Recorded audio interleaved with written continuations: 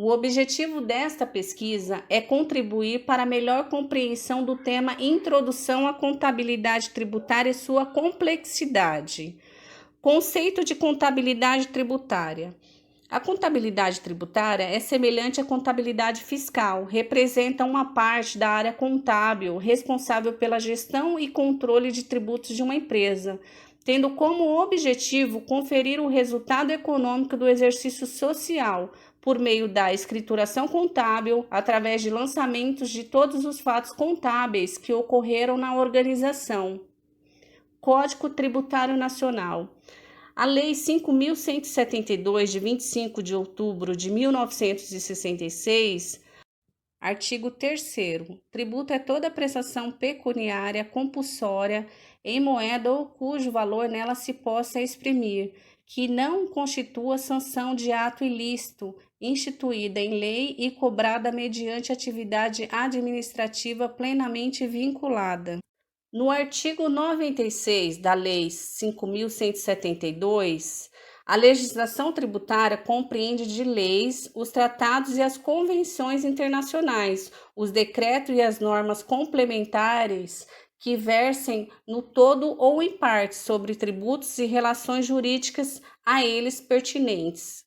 A Constituição Federal de 1988, no artigo 145, descreve que o sistema constitucional tributário é um conjunto de disposições relacionadas na constituição de um Estado, destinadas a regulamentar atividades tributárias. Tais disposições determinam os instrumentos da tributação, que são os impostos, taxas e contribuição de melhoria. Complexidade fiscal. O sistema tributário brasileiro é bastante complexo. Temos diversos tipos de tributos no ordenamento jurídico tributário. Sendo assim, as organizações necessitam de ajuda para manter as obrigações tributárias em ordens.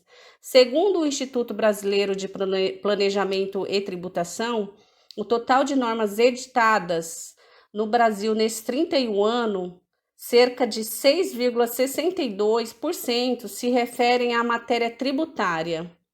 São 32.166 normas tributárias federais, em média 7,97% das normas tributárias, 130.204 normas tributárias estaduais, sendo 82,28% das normas tributárias, e 240.952 normas tributárias municipais, sendo em média 59,75% das normas tributárias editadas. Em média, foram editadas 35 normas tributárias por dia. Desde 5 de outubro de 1988, data da promulgação da atual Constituição Federal, até o dia 30 de setembro de 2019, onde foi realizada a pesquisa, foram editadas 6.087.473, em média, 538 normas editadas todos os dias, ou 776 normas editadas por dia útil. O Sistema Tributário Nacional é o conjunto das regras destinadas a regular a instituição, a cobrança, a arrecadação e a partilha de tributos.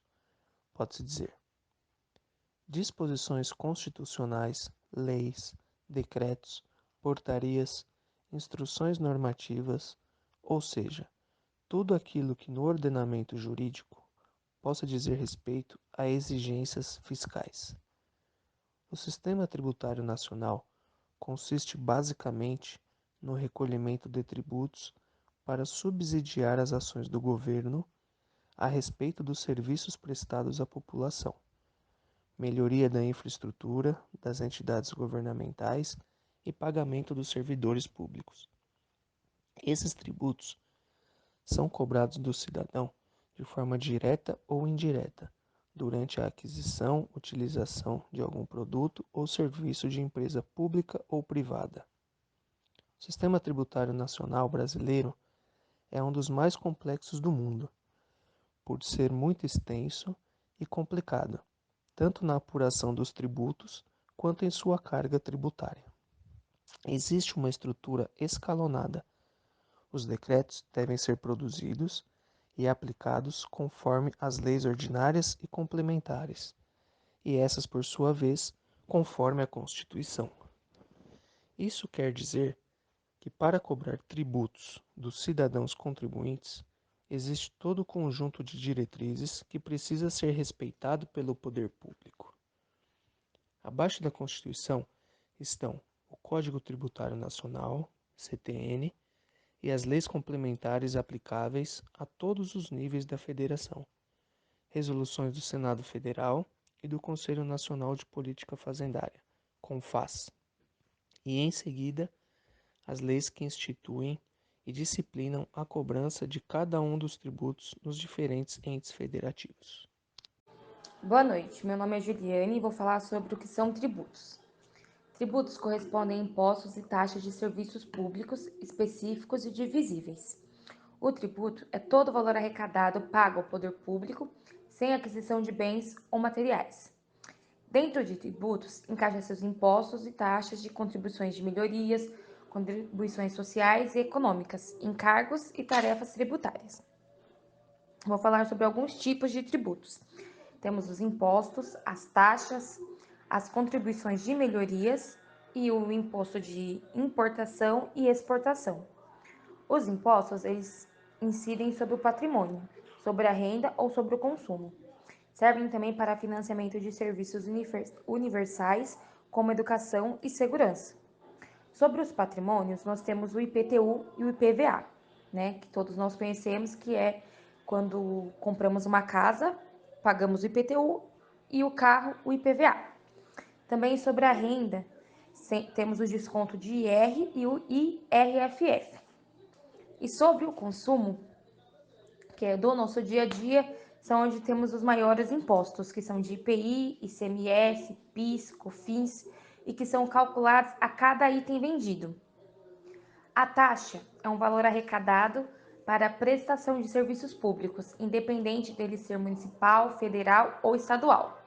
Essa taxa é recolhida para serviços públicos, como o exercício do poder de polícia, as custas judiciais, de advogado, quando temos na OAB, taxa de licenciamento de veículo, taxa de emissão de um documento e taxa de limpeza pública, que essa taxa costuma vir no imposto, né?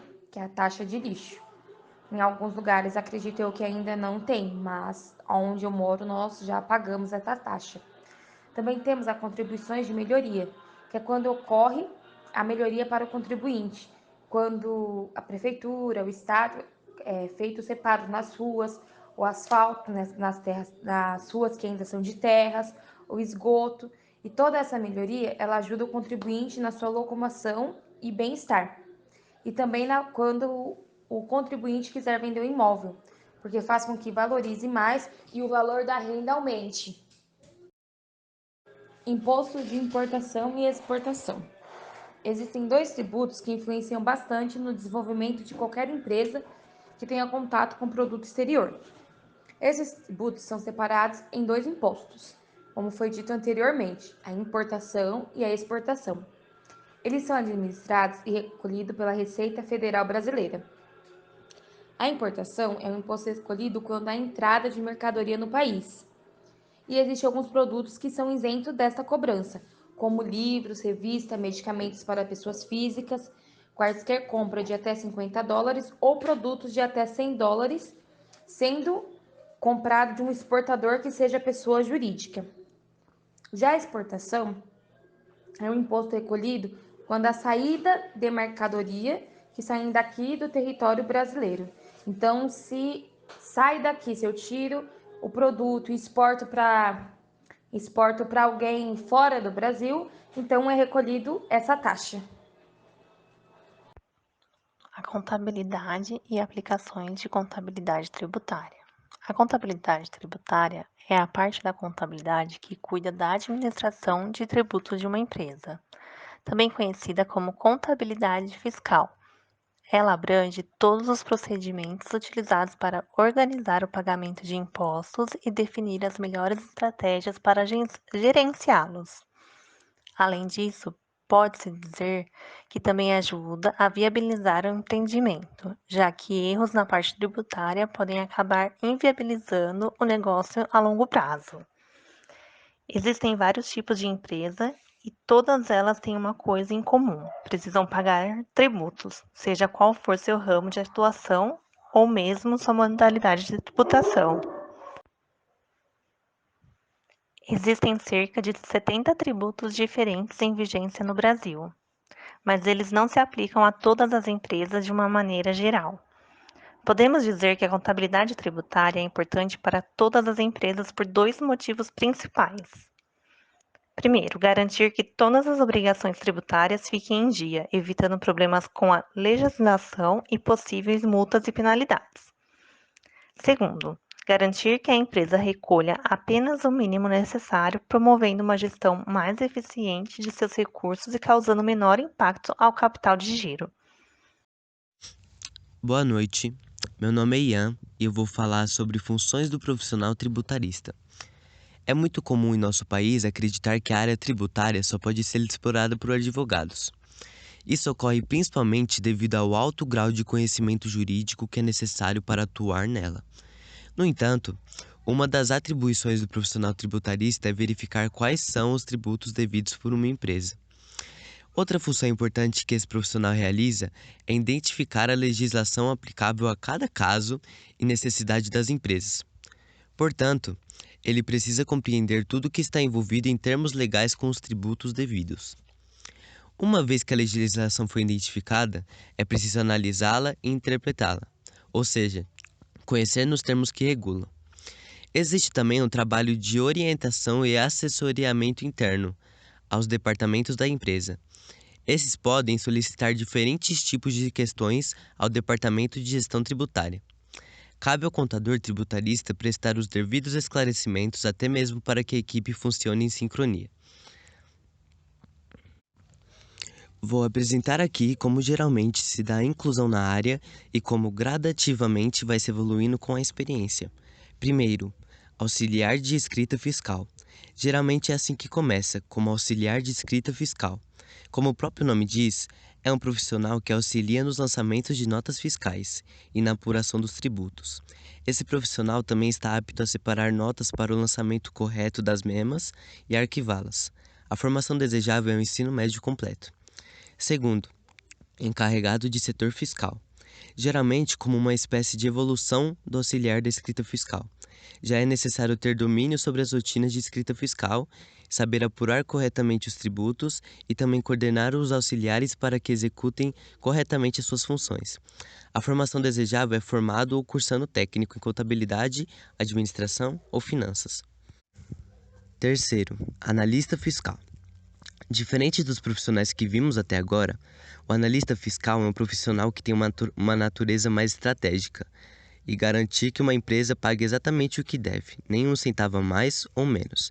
Precisa também saber interpretar legislações para garantir um cumprimento de leis vigentes, orientar corretamente outros profissionais que de alguma forma tenham ligação à emissão de notas fiscais. A formação desejável é formado como técnico em contabilidade, administração ou finanças, ou graduando em alguma dessas áreas. Quarto, gerente de departamento fiscal. É um profissional com conhecimento bem mais amplo da área tributária. Esse profissional tem como diferencial os seus conhecimentos em finanças e contabilidade. Isso significa que ele deverá ter ligação com outras áreas da empresa para que os procedimentos tributários sejam o menos impactantes possíveis. Tem autoridade para corrigir outros departamentos para que se adequem às legislações tributárias. Também é sua responsabilidade garantir que seu setor ande juntamente com os demais setores da empresa. A formação desejável é graduação em gestão financeira, administração de empresa, contabilidade, economia ou direito com curso de extensão na área tributária. E quinto e último, tributarista. O tributarista tem mais aspectos voltados à auditoria e consultoria, e deste modo costuma ter um aprofundamento maior em direito tributário. Também precisa prestar consultoria tributária interna, estar sempre atento às alterações na legislação tributária. Precisa ter boas noções de administração financeira, direito tributário e societário, economia e contabilidade. A formação desejável é preferencialmente em graduação em gestão financeira, com ênfase em tributos. Pode ser também gestão financeira sem ênfase em tributos, administração de empresas, contabilidade, economia ou direito, e com especialização em direito tributário ou gestão tributária. O que é o planejamento tributário? Planejamento tributário é uma forma lícita, ou seja, ela se encontra em conformidade com a lei de reduzir cargas fiscais e impostos à pessoa jurídica. Ele é um estudo prévio à concretização de projetar os atos e fatos geradores com a finalidade de informar os encargos tributários envolvidos em cada ação, e isso visando a redução do pagamento de tributos de uma forma lícita. Mas é preciso ficar atento para não confundir esse tipo de análise com a sonegação fiscal, pois o planejamento é escolher entre duas opções legais, resultando na redução do custo tributário. Entretanto, sonegar é utilizar formas ilegais de recolher menos tributos, onde nos remete a indícios de fraude. Então, é imprescindível sabermos diferenciar a elisão fiscal da evasão fiscal. A elisão fiscal basicamente busca por alternativas legais de suprimir os impostos devidos. Então, é uma atividade lícita de identificação de alternativas que, observados os marcos da ordem jurídica, leve a menor carga tributária. Já a evasão fiscal usa falsas declarações, omissão de informação e outros artifícios ilícitos para evitar o pagamento de tributos. Então, é o resultado do engendramento lícito, punível com pena restritiva de liberdade e multa. Qual é a utilidade de um planejamento tributário ou elisão fiscal? É evitar que determinado imposto incida, pois sabemos que a carga tributária brasileira é uma das mais altas no mundo, se comparada com a média de demais países da América Latina. Então, de fato, isso impacta negativamente nas empresas, pois prejudica as finanças e faz as empresas diminuírem a competitividade. E também reduzir o valor recolhido a título de impostos, pois isso pode acontecer através de uma alíquota reduzida ou mudanças na base tributária. Essa mudança na base tributária nos remete à escolha do enquadramento tributário, que é a ferramenta importante para o planejamento. A elisão fiscal traz diversas vantagens para as empresas, mas para a realização do planejamento, precisamos dividi-la de acordo com o regime tributário, ou seja, dependendo do regime tributário em que a empresa está enquadrada, as vantagens que se pode obter com a elisão fiscal podem ser diferentes. Existem alguns tipos de enquadramentos, que são o Simples Nacional, que é um regime tributário voltado para micros e pequenas empresas, incluindo o MEI. Ele tem como objetivo reduzir a burocracia e os custos, criando um sistema unificado de recolhimento de tributos. Tem o lucro presumido, que é um regime tributário em que a empresa faz a apuração simplificada do IRPJ e do CSLL. Ele pode ser utilizado pela maioria das empresas no Brasil, onde seus requisitos são apenas que fature abaixo de 78 milhões anuais e que não opere em ramos específicos, como os bancos e empresas públicas. E o lucro real, que é a regra generalizada para a coleta do IRPJ e do CSLL. A sua adesão torna-se obrigatória nos casos de empresas que possuem um faturamento superior a 78 milhões no período de apuração.